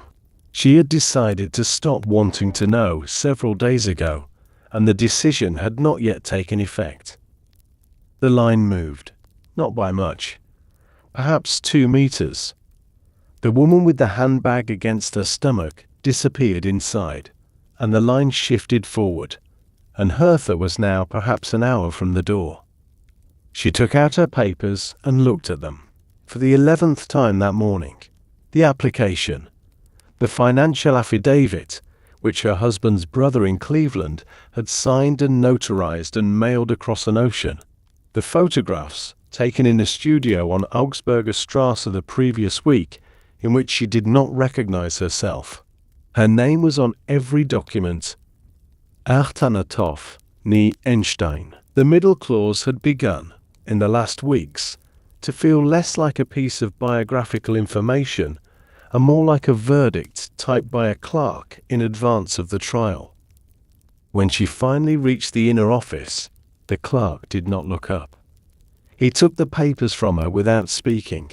He stamped one of them. He set it aside. He looked at the application, and he looked at the affidavit, and he turned the page, and he said her name aloud, Frau Neuthorf, pronouncing the teeth, the way Germans pronounce it, with a soft T, the consonant the family name had carried in this country for 4 generations. She said yes. She did not correct him. It occurred to her, standing at the counter, that the last time anyone had said her name correctly, the way her grandfather had said it, the way her father had said it, the way she had heard it pronounced at her own wedding, had been before the morning of the 9th. The clerk said something about the quota. He said it without looking at her. He said that the quota for German physicians, which had been low to begin with, had been further constrained by the events of recent weeks, and that her application would be considered, but that consideration was not the same as approval, and that approval, even when granted, did not constitute permission to emigrate, only the beginning of a longer process whose duration was not, at present, possible to estimate. He stamped a second paper. He handed her a slip with a date written on it, a date in February of the following year, and he said, "That is when you return." February, 3 months away. The line outside, the cold, the silence. 3 more months of these before the next stamp. She left the consulate. She walked back along Bellevue Strasse in the early dusk, past the line that was still standing, women who had been standing when she arrived and who would still be standing when she had reached the tram stop. None of them looked at her as she passed. She did not look at them. The line had taught its grammar to all of them by now, and the grammar held even on the way out, even when one was carrying a slip of paper that was the closest thing to hope that had been issued in this city for some time. The card came on a Thursday, and his mother put it on the table without opening it. It was the second piece of mail she had not opened that week. The first had been an account from the gas company, which she had set on the same corner of the same table on Monday, and which still lay there beside the new arrival, the two of them forming a small accumulation of unaddressed paper that Klaus had begun to think of as the postponed table. The card was from Dachau. It bore the stamp of the camp, and the small printed instructions about correspondence, twice a month, no more than 15 lines, German only, no questions about conditions, and beneath these printed phrases, in his father's handwriting, 4 sentences. Klaus read it standing at the table, while his mother stood at the window with her back to him. The 4 sentences said, "I am well. The food is sufficient. I think of you. Take care of your mother." He read them 3 times. He read them in 3 different voices in his head. First in his father's voice as he remembered it from the kitchen, then in the voice of a man writing under supervision, then in a third voice he could not identify, which was perhaps his own voice trying to understand what the second voice had meant by writing the first sentence first. The handwriting was his father's. The sentences, taken together, were not. His mother turned from the window. She did not ask what the card said. She came to the table and stood beside him, not reaching for it, and she read it over his shoulder, slowly. And when she had finished, she nodded once, and she said, "He is alive on the day he wrote it." That was the entire content of what she said. It was, Klaus understood, the most accurate sentence anyone had spoken in the apartment in 2 weeks. That evening, after his mother had gone to bed, Klaus sat at his desk and took out the German atlas, where the loose pages of his unauthorized journal were hidden.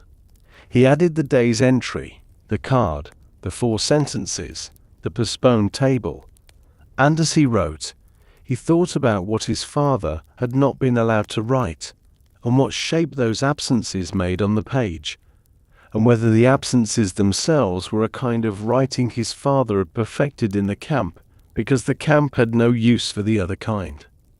He wrote for a long time. He did not write his name at the top. The plan to leave Germany, which had been a vague private idea before the night of the 9th, had become, in the weeks since, a small machine of paperwork and inquiries and silences. His mother had written to relatives in Brazil. The relatives had replied politely that the immigration of Jewish families had been suspended. She had written to a cousin in Argentina. The cousin had replied that she would inquire. She had written to a name in Cuba that his father had once mentioned at the dinner table, a man whose only relevance to the family was a single business transaction in 1931, and she had received no reply at all. The geography of refusal had become, by early December, the dominant geography of the apartment. The atlas on Klaus's shelf was less a map than a catalogue of doors closing. Then, on the 2nd Saturday in December, the Bund passed Klaus a piece of information. It was passed in the way information had begun to be passed among them, not spoken, but indicated by gesture and circumstance. by the placement of a piece of paper folded twice on a table near where he was sitting, by an older boy walking past without making eye contact, by the absence of any introduction or explanation. The paper said, Denmark, a children's transport. Eligibility, 1416. Departure, January. It said one more thing, in smaller letters at the bottom of the page. It said, applicants only, no family. Klaus folded the paper and put it in his pocket. He did not respond to anyone in the room. He walked home through the cold afternoon, past the synagogue ruins where a low fence had now been put up around the rubble, past the bakery his family had stopped patronizing 2 weeks earlier when the owner had asked his mother not to come back, past the school he could no longer attend. The paper in his pocket was very light. It was, he understood, the lightest thing he had carried since November. At the apartment, his mother was peeling a potato at the sink. She looked at him when he came in. She read his face in the way she had begun to read his face since the morning of the 10th. Quickly, without seeming to look, the way she might have once read the temperature of his forehead with the back of a hand. She said, "What is it?" He took the paper out of his pocket. He set it on the table beside the card from Dachau. The 2 pages lay next to each other in the lamp from the kitchen. His father, fixed in his place by an institutional stamp. His son, offered a place by a different institution, in a different country, that had no use for the rest of his family. His mother looked at the 2 pages for a long time. She did not pick either of them up. Then she said, in a voice that was steady in a way her face was not, "You will go." The snow had come early that year, and by mid-December it lay across all 3 cities, Berlin, Essen, Nuremberg, in the same uneven white, settling on the same kinds of roofs, melting at the same hours of the morning when the trams began to run. The country looked, from a sufficient distance, like one country. It was not. In every block of every district of every city, there were now 2 parallel weathers. The weather of those who could still walk the cleared pavements without thinking, and the weather of those for whom every doorway, every passing uniform, every glance from a stranger had become a calculation. The snow was the same, the cold was the same. The hours inside the cold were no longer the same hours. In Berlin, Hertha had taken to sleeping at the apartment of a former colleague, 3 streets from her own. She came home in the mornings. She stayed long enough to bathe, to eat, to retrieve any mail that had accumulated. And then she left again before noon, in case the men who came to the apartments came at the hours when men came to apartments. Her husband remained at home. They had decided this in the conversation that had taken less than 5 minutes. The conversation Hertha had returned to, in her mind, perhaps 100 times, looking for the moment in it where the decision had actually been made, and never quite locating that moment. In Essen, Klaus had begun the documents.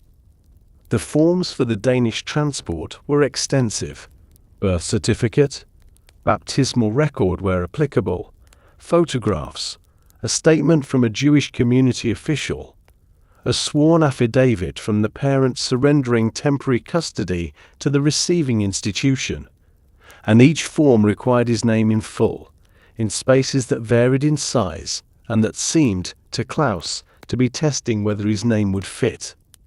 Klaus Erich Langer. He wrote it for the first time on the 3rd of December, on the application page, and he understood as he wrote it that the middle name had not been part of his daily life until that morning. He had been Klaus. He was now, on these papers, also Erich.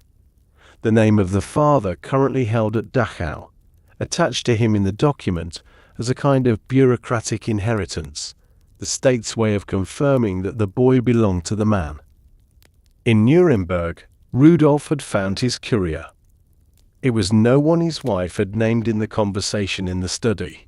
It was instead a young woman who worked at the consulate in Stuttgart, the daughter of a former client, who had a Swiss passport through her mother's family, and who was traveling to Zurich for Christmas, and who had agreed, after a long evening of conversation, Rudolf would not afterward describe, to carry a parcel.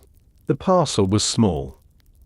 It contained 3 folded sheets of paper, sealed inside a hollowed-out volume of Goethe that had been chosen, after much consideration, because it was the kind of book a Swiss passport-holding young woman might plausibly carry across a border without raising any question, except, perhaps, why she was reading it in German.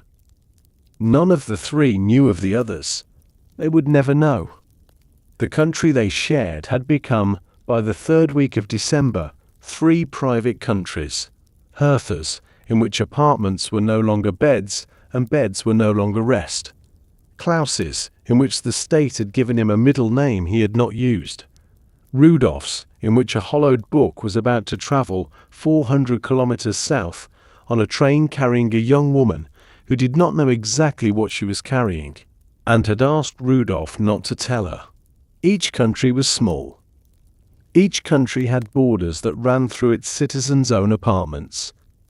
And the only document any of these citizens still trusted, by December of 1938, was the document in which their name was written by their own hand, on a page they themselves had hidden. On the 21st of December, the courier left Stuttgart. The book travelled in her overnight bag, between a nightgown and a scarf, on the train to Zurich. She crossed the border at 3 in the afternoon, in a 3rd-class carriage, with 2 other young women her age, none of whom she had ever met. The customs officer looked at her passport. He did not open the bag. The book reached the cousin in Zurich on the morning of the 22nd. The cousin opened the volume of Goethe and removed the 3 sheets of paper, and he read the names, and he sat at the kitchen table of his apartment in a country that had not, that year, gone the way. The country to its north had gone, and he wept, quietly, without movement, the way a person weeps when the weeping is for many people at once, and there is not enough of the body to grieve each of them separately. In Nuremberg, Rudolf did not know whether the parcel had arrived. He would not know for some weeks. The cousin in Zurich would not write to confirm. They had agreed on this by means of an earlier exchange of letters, and so Rudolf would have to wait for the absence of any sign that something had gone wrong. The absence by January would have to be evidence. For now, in late December, the absence was only an absence, and Rudolf spent the days between the 21st and the New Year doing what he had done in the previous weeks, which was to keep working on the list as if its first copy had not already left the country, because there was no longer any version of his life that did not require him to keep writing.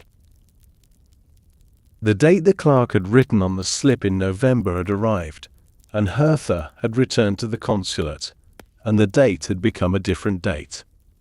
The clerk had written March on the new slip, in pencil, as if the month itself had become provisional.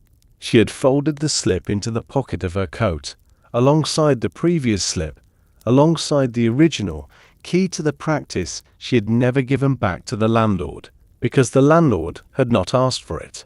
The coat by January carried 5 separate pieces of paper that, taken together, constituted a brief and unflattering biography of her efforts to leave.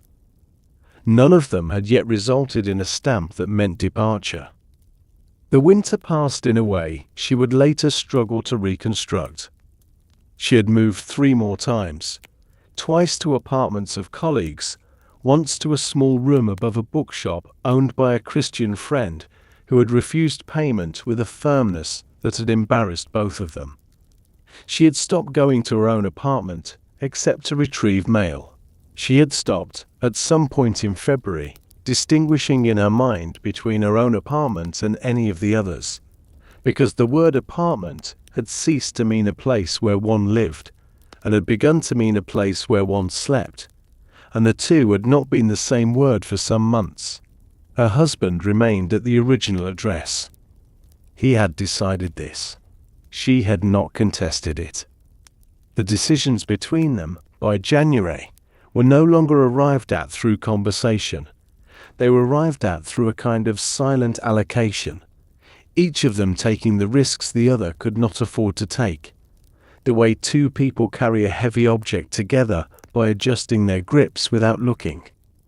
In February, the American consulate moved her case to a different category, physician's quota, subcategory Berlin, processing time approximately 5 months. She received this information from a different clerk. The new clerk pronounced her name correctly, surprisingly, with the soft she had grown up hearing, and Hertha had, for a moment standing at the counter, almost lost her composure. Not because the news was good or bad, but because the correct pronunciation of her own name, by a stranger, had become the kind of event that could disassemble her. She did not cry. She thanked the clerk. She left. The 5 months became 6. The 6 became 7. The visa, when it arrived, did so not as a letter, but as a notation in a file, communicated to her by a fourth clerk on a Tuesday in late August, in a sentence that took perhaps 11 seconds to speak. Your application has been approved. You will be issued the visa upon presentation of departure documentation. The departure documentation requires the German exit permit, which is processed separately. We can provide no estimate of how long that process will take. She walked out of the consulate into the August sun. It was the first time she had walked out of that building without a slip of paper that was the closest thing to hope. She was now carrying, instead, the absence of such a slip, and the absence, she found, was heavier. The German exit permit required a different set of offices. It required proof that all taxes had been paid. It required documentation that no assets exceeding a permitted maximum were being removed from the country.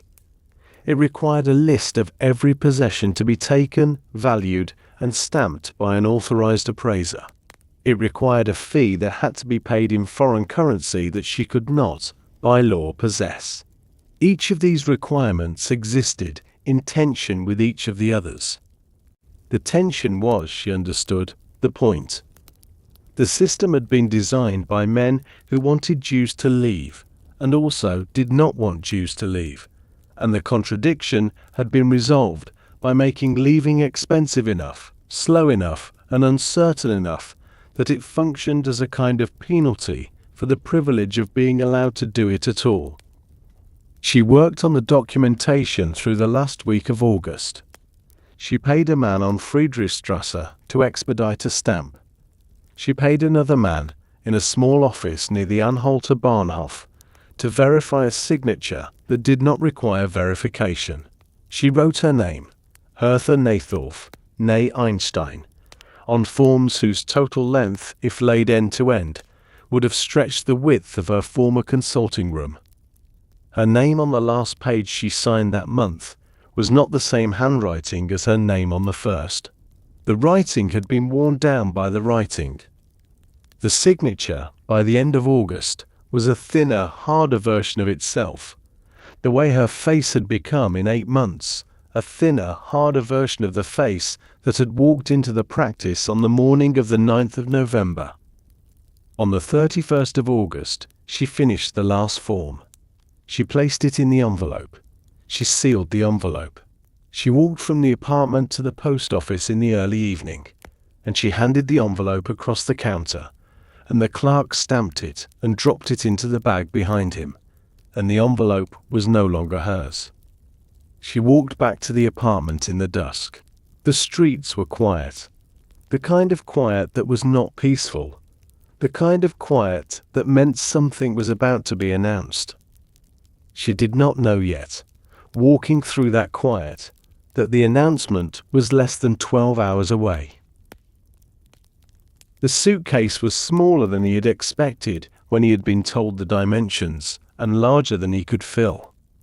Klaus stood in his room on the morning of the 2nd of September, with the case open on the bed and a small stack of clothing folded beside it, and he understood that the volume of his life that was permitted to leave with him was less than the volume of his life that was not. The diary was the question. The German atlas, with the loose pages inside. The card from Dachau. The card from May the 2nd one, also 4 sentences, also from his father, also unanswered. He could take all of them. He could take none of them. Each carried a different kind of risk at a border that was, on this particular morning, already not the border it had been yesterday. He took the diary. He left the atlas. The atlas, he decided, in a way he did not have time to defend, belonged to the apartment. The diary belonged to him. He could not afterward explain the distinction. The distinction had been made by some part of him that was already in Denmark before the rest of him had left the room. He closed the case. It was lighter than it should have been. It was also heavier. His mother was at the door of the room. She had been there for some time, in the way she had been at doorways throughout the year, present, not interrupting, allowing the moment to be his, even when she could not afterward bear to have given it to him. She said, "The tram leaves at 9. He said, "I know." Neither of them moved. The clock in the hallway struck the quarter hour. The radio in the parlor was on very low, the way it had been on for the previous 24 hours, broadcasting the announcements that had begun the morning before and had not stopped. The Polish border, the cities being named, the words that were not yet the word for the thing that had now started. At the door of the apartment, his mother held his face in her hands, the way she had held it on the morning of the 9th of November, 10 months and 1 lifetime earlier. This time she held it longer. She did not speak. She let go. He picked up the case. He walked down the stairs into a city that had been at war for 31 hours, and he did not look back at the window, because he had understood that morning, without anyone having told him, that looking back was a gesture that belonged to a different kind of departure than the one he was making. At the train station, the official asked his name. Klaus said it. Klaus Erich Langer. The same 3 words he had written 60 times on 60 forms since December, the name the state had built for him by adding his father's name to his own. The official looked at the papers. He stamped one of them. He did not say anything in response to the name. It was the last time Klaus would say that name aloud in this country. He did not know this as he said it. He understood it on the train, some hours later, looking out the window at a landscape that had begun to look slightly different from the landscape of his entire life, and realizing that the difference was not in the landscape. The crossing took the rest of the day and most of the night. At the Danish border, a woman in a uniform he did not recognize spoke to him in a language he understood only partially, and then in German. And then she smiled, briefly, professionally, but a smile, which was a thing no official had given him in some time, and she stamped his papers and waved him through. He sat in the next compartment for an hour without opening his case. Then he opened it. He took out the diary. He held it in his lap. He did not open it. He thought about his name. He thought about how Klaus had been the name his grandmother had pronounced, with the slight lengthening of the vowel, and how Erich was the name of a man currently in Dachau, and how Langer was the name on the door of an apartment in Essen where his mother was, at this hour, doing something she had not done in 14 years, sitting at the kitchen table alone, with no one to feed, with no one to wait for. He opened the diary to a blank page. He wrote the date. He did not write his name at the top. He had not written his name at the top of any entry since November, and he understood, looking at the blank line where the name belonged, that the omission had become permanent, that the next name he wrote in this book, whenever he wrote it, was not going to be the name he had crossed the border with. The room had no curtain, and the light came in across the desk in a way Rudolf had not anticipated when he had first sat down. Haifa in November was warmer than Nuremberg, and the warmth had a different texture, drier, more direct, the kind of warmth that did not ask permission to enter a room. He had not yet learned to write in this light. The paper in front of him was a sheet from a stack. A man at the Jewish agency had given him the previous week, when he had asked, in the careful, imprecise German of someone newly arrived, whether there was anywhere a person could submit an account of what they had seen. The man had said yes. He had said it without surprise, as if such accounts were already a category of document for which a system had been put in place. Rudolf had taken the paper home, and for 2 weeks he had not written on it. He had unpacked instead. He had found a small apartment near the port. He had begun the slow work of learning where to buy bread, where the post office was, which streets ran where the map suggested and which did not. His wife had begun the slower work of forgetting the apartment in Nuremberg, which was a work she did not believe in, but had agreed to attempt for his sake.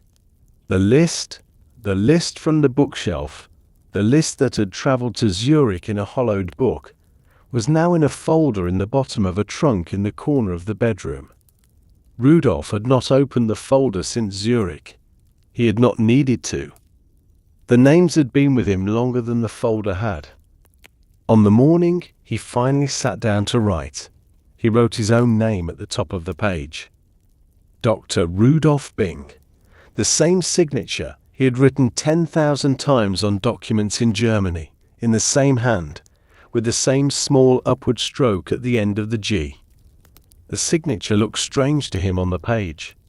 It looked like the signature of a man who had once been a lawyer in Nuremberg, and who was now a man in Haifa with a piece of paper on which he was about to write something else. He wrote, "Account of the events in Nuremberg on the night of November 9th to 10th, 1938, and the days following, as witnessed by the undersigned." Then he stopped. He looked at the sentence for a long time.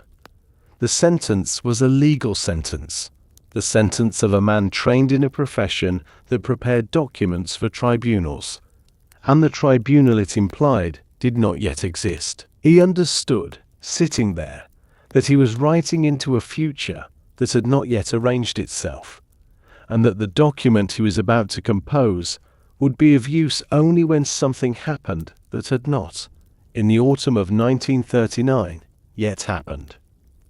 He did not know what that something would be.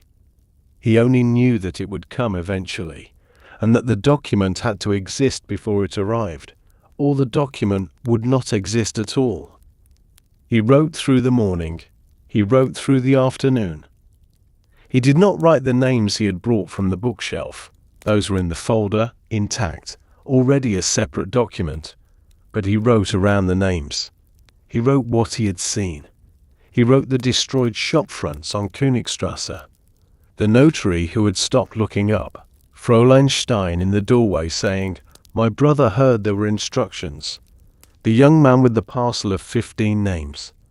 The smell of the smoke from the synagogue, which had not been visible from his window, but which had reached the apartment by the next afternoon, and which had stayed in the curtains for a week.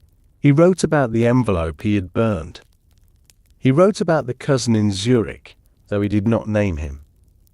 In the late afternoon, he came to the paragraph about the staircase on Königstrasse, where 3 men had been beaten until they could not stand, and the words stopped. His pen hovered. He looked at the half-finished sentence on the page. He looked at the wall above the desk, where there was no picture, only the plaster of a room he had not yet learned to think of as his. He set the pen down. He stood up.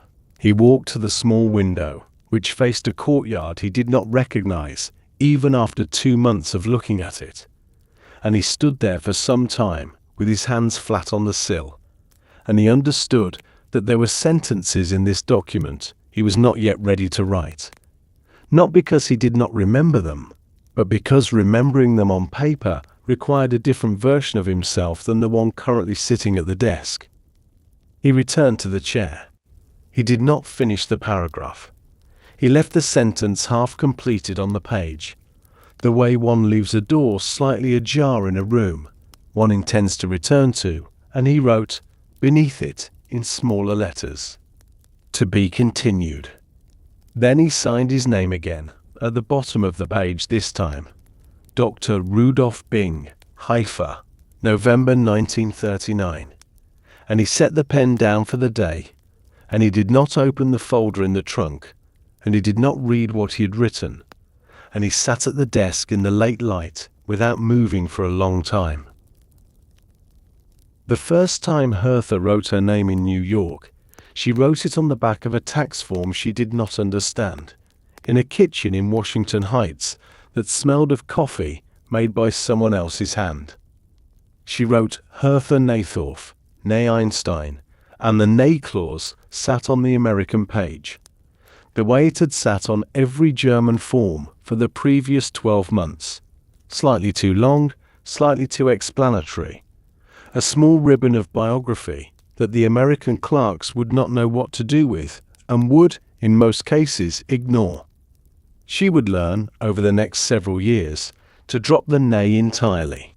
She would not, however, learn to drop the diary, which she had carried across the ocean in the inner pocket of the same coat that had carried the key and the letters in November of 1938, and which she would continue every evening for the rest of her life to write in. She did not practice medicine in New York. The license did not transfer. The examinations were in a language she had learned only in adulthood, and the residency programs did not, in the early 1940s, place women in their 40s whose qualifications were from countries that had ceased by then to be the countries on the certificate.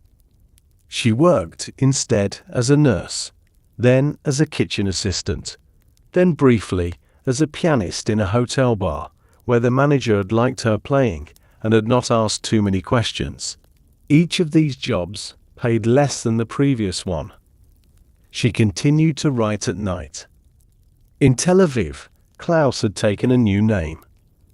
He had taken it in the manner of someone who had been preparing for the change without admitting to himself that he was preparing, slowly in stages, first by signing forms with only his given name, then by allowing new acquaintances to call him by the Hebrew form, then, in the spring of 1942, by formally adopting it on his identity papers in the new country, Yaakov, the Hebrew form of Jacob, the name of a man who had wrestled all night with something he could not see, and who had, in the morning, been given a different name to take with him out of the encounter.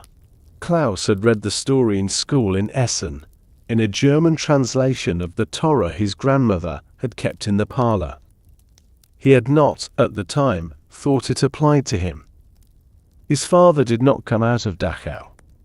The card from May of 1939 had been the last. There had been no card from autumn, no card from winter. Klaus had received, in November of 1940, a notification through the Red Cross, a single line in French on a form designed for this purpose, indicating that Erich Langer was deceased, date unknown, cause unspecified. His mother had died in a transport in 1942. The Red Cross had taken longer with that one. The line when it arrived was identical to the line about his father, except for the name. Klaus had kept both papers. He had not framed them. He had placed them inside the diary, between two blank pages near the back, and he had written nothing on those pages, and he had not written about either notification in the diary itself. Some pages, he had begun to understand, were finished by being left empty. In Haifa, Rudolf continued to write. The account he had begun in November of 1939 grew slowly through the war years, then more quickly after the war ended and the trials began, and by 1947 it ran to several hundred pages. He gave a copy to a man in Jerusalem who was collecting such documents for a project that did not, at the time, have a name. He gave another copy to the cousin in Zurich, who had kept the original list from 1938 in a safety deposit box and had not opened it again. The trials at Nuremberg had begun while Rudolf was working on the document. He had not been called to testify. The trials had used other witnesses. The trials had not, in the end, needed him. His document remained. It would be read much later by people he had never met, in archives whose existence he had not, in 1947, yet imagined. None of the three of them ever met. Hertha lived in New York until 1993. She wrote in her diary until the week she died. The diary was published in German after her death and read by historians and translated into other languages and quoted in books about Berlin in the 1930s. And her name, Hertha Naythorf, née Einstein. The née clause restored by editors who understood by then what it had cost her to write it, appeared on the cover of the book in serifs that resembled the engraving on the brass plate on Bamberger Strasse, which had been removed by a stranger in December of 1938 and had never been replaced. Klaus, who was now Yakov, lived in Israel until 1995. The diary he had carried across the Danish border in September of 1939 was, after his death, deposited in an archive in Jerusalem, where it became one of the most detailed surviving accounts of a Jewish adolescence in 1930s Germany. Rudolf lived in Haifa until 1982. The list, the document, the folder in the trunk, all of it was given eventually to Yad Vashem, where it remains. The names.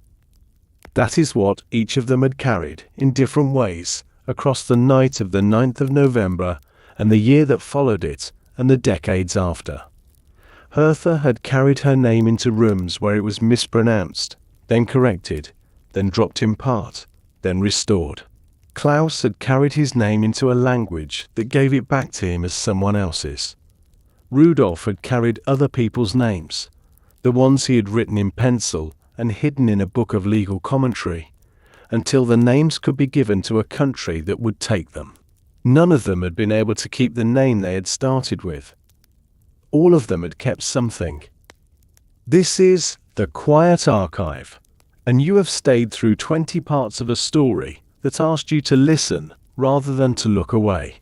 If you would like the archive to continue, to find the next account, the next quiet voice, the next room with the lamp still burning at 3 in the morning, a subscription is a small gesture, and a comment about what stayed with you tonight is, sometimes, the only gesture that matters. There are stories I am circling for what comes next.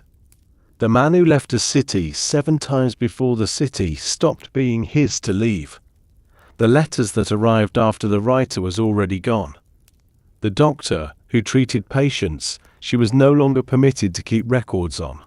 Each of these is, in its own way, the same story as this one. Told differently. Told quietly. For now, this part of the archive is closed. The brass plate on Bamberger Strasse is gone. The diary in Jerusalem is open. The folder at Yad Vashem is catalogued. 3 names, Hertha, Klaus, Rudolf, exist on the spines of books, and the labels of archive boxes, and the small white cards that researchers slip into request files when they want to know more.